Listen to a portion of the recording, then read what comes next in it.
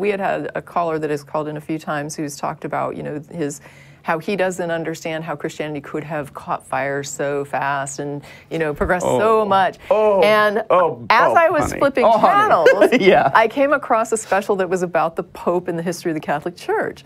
And I already knew that Constantine had put a lot of energy into making it the state religion, into encouraging people to do this. Two of the things, though, that they mentioned on this program that I was unaware of was that Constantine actually installed bishops in the regions in order to have them set up as state officials. Absolutely. And so they were dispersed as church and state officials. He had no problem with integrating church and state. And in Rome, when they started to shift the power to Constantinople, the Roman church that was installed there began to take over much of the infrastructure function because where Rome goes, the rest of the world will follow. And so same with Christianity. And so the city of Rome ended up being mostly run by the church because people had nowhere else to go for any kind of like civil disputes or civil questions or problems. And additionally, they gave people tax breaks. Oh, for sure. And there's already like 9 things you've said that I want to expand on already. Feel free. Even as he was the first Christian emperor, and he never was officially first Christian emperor, because he was a pagan emperor all his whole life, even unto his death. He was deified after his death. He was the first pagan/Christian emperor because he was very interested in making Christianity the new thing and taking, while he paid lip service to Christianity, he also paid lip service to paganism.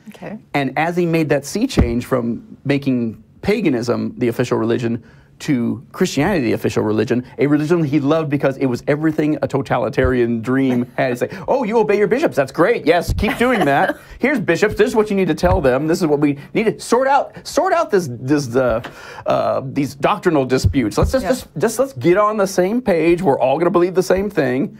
And and we'll close down this pagan temple and this pagan temple, and since we're closing them down, they don't need all that gold and jewels and money and tithe, we'll just take that. And so it was a huge financial windfall to make this switch to Christianity. And even so, he was pagan his whole life. It wasn't until after him that the empire became pagan. And that wasn't after, I'm sorry, Christian, And that wasn't until after the 3rd century when the entire Roman Empire went straight to hell in a handbasket for the greater part of the century. Civil war, the empire splitting up. I mean, every disaster, every institution in Rome was just falling apart.